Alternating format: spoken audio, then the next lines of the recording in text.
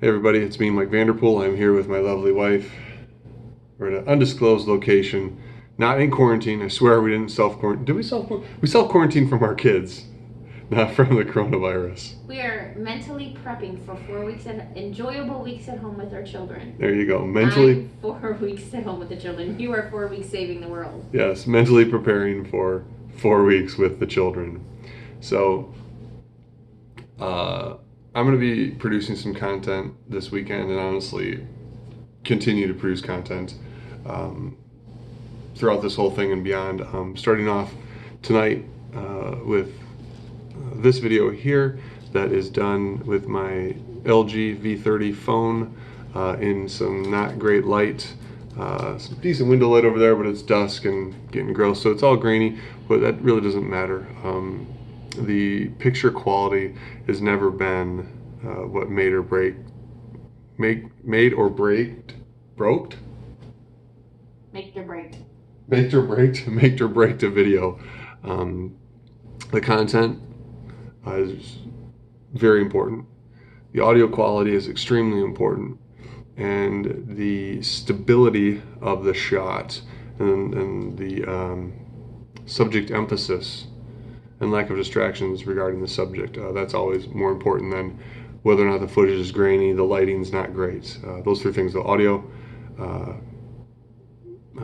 just consistency, bearable to watch, without shaky camera and all that kind of nonsense, and then or other distractions, and then obviously the content is hugely important, right? So I'm going to shoot this here as a kickoff of this weekend and the week-long adventure of creating content for remote delivery of education and training. I'm not going to go into the whole nitty-gritty of how I got to this point. That'll probably pop up along the way. But what I do want to address first is this idea of how long should a video be? Okay. As long as it needs to be is the real answer. And it depends is another answer when we start to discuss the purpose of the video. It is important for users of our video content to be able to understand it, comprehend it, and engage with it, especially when we're doing something like this for a learning experience. So the message that you deliver and the pace with which you deliver it is hugely important. Even more important than the length. You've all been at a movie that you're like halfway through it and you're like, oh my goodness, when is this over? And you look down and it's only been 15 minutes.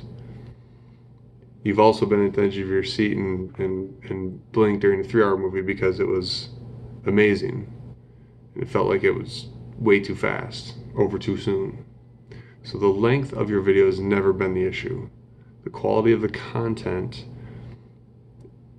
and how it's engaging with the users is what's most important. So we're going to talk about a lot of that stuff over the next couple weeks.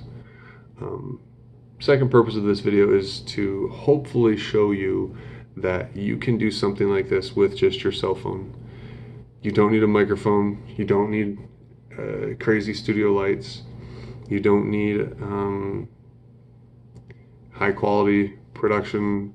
I don't even have a tripod. I've got this sitting on a little shelf here for my camera. You don't need anything other than your brains as a subject matter expert and some concepts and some pedagogy, andragogy regarding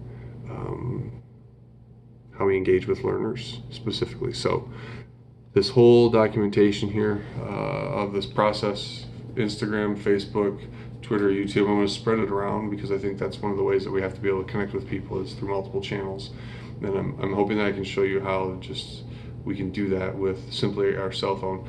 Also going to be adding in other tools as well. But for right now, my whole underlying goal for online/remote instruction is that the user could just have their cell phone or a cell phone and a piece of paper and have all the tools they need to be successful in a learning experience. So stay tuned. We'll see how it goes.